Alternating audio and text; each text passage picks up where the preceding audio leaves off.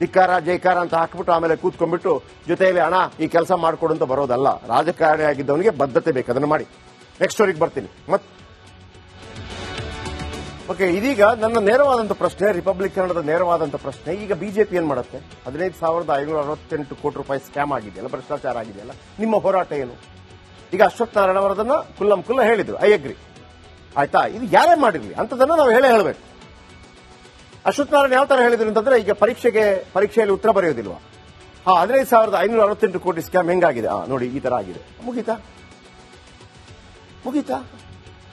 ನೀವದನ್ನು ಹೇಳಿ ಅಂತಲ್ಲ, ಹಾಕಿ ಜೈಲ್ಗೆ ಯಾರನ್ನಾದ್ರೂ ಅಟ್ಲೀಸ್ಟ್.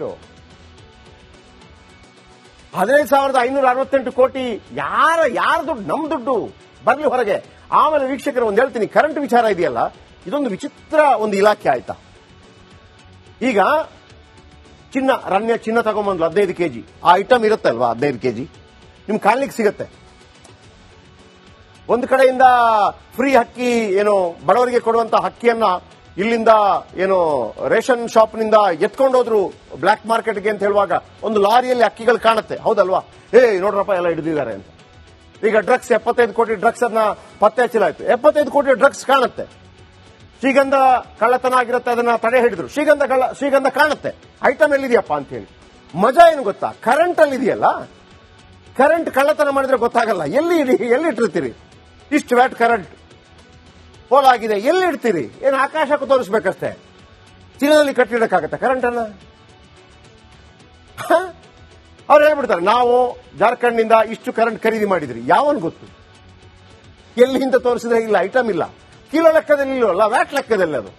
ಇದು ಕಳ್ಳಕದಿವರೆಗೂ ಒಂದು ಬಹಳ ಅದ್ಭುತ ಅವಕಾಶ ಇದೆ ಅಲ್ಲ. ಆಮೇಲೆ ಈ ಹಿಂದೆ ತರಂಗಾಂತರಗಳೆಲ್ಲ ಆಯ್ತಲ್ಲ, ಯಾವುದು ಸ್ಕ್ಯಾಮು, ಅದು ಕೂಡ ಹಂಗೆ ಆಗಿದ್ದು ಅಂತ ಹೇಳಿ.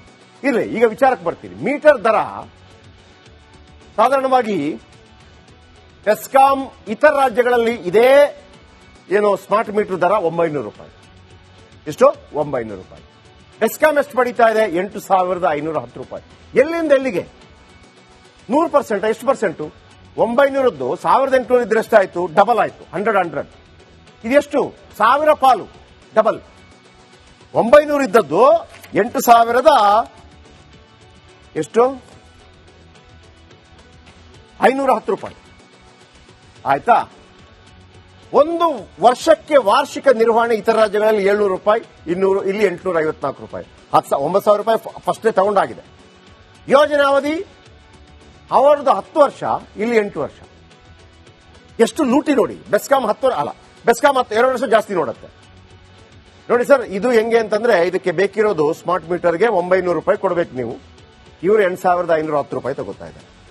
ವಾರ್ಷಿಕ ನಿರ್ವಹಣೆ 854 ರೂಪಾಯಿ, ಇತರ ರಾಜ್ಯಗಳು 700. ಅದು ವಿಷಯ ಅಲ್ಲ. ಇದು ಯೋಜನೆ ಅವಧಿ 10 ವರ್ಷ 8 ವರ್ಷ, ಅದು ವಿಷಯ ಅಲ್ಲ. ಇಲ್ಲಿ 900 ರೂಪಾಯಿ ಇದ್ದರೆ 8,510 ರೂಪಾಯಿ ಹೆಂಗ್ ತಗೊಂಡ್ರಿ ಅಂತ ಇಲ್ಲಿ ಪ್ರಶ್ನೆ ಬರ್ತಾ ಇರುವಂತದ್ದು. ಏನ್ ಸ್ಕ್ಯಾಮ್ ಇದು? 15,568 ಕೋಟಿ ರೂಪಾಯಿ ಸ್ಕ್ಯಾಮ್ ಅಂತ. ಇದು ಅಷ್ಟು ಈಸಿಯಾಗಿ ಅರ್ಥ ಆಗಲ್ಲ. ಈಸಿಯಾಗಿ ಅರ್ಥ ಮಾಡಿಸುವಂತ ಒಂದು ಪ್ರಯತ್ನ ಮಾಡ್ತೀನಿ ನಾನಷ್ಟೇ. ನೋಡಿ, ಸ್ಮಾರ್ಟ್ ಮೀಟರ್ ಅಳವಡಿಕೆ ಅಂತ ರಾಜ್ಯದಲ್ಲಿ 1 ಲಕ್ಷ ಸ್ಮಾರ್ಟ್ ಮೀಟರ್ ಅಳವಡಿಕೆ ಮಾಡಬೇಕು. ಈ ಸ್ಮಾರ್ಟ್ ಮೀಟರ್ ಅಳವಡಿಕೆ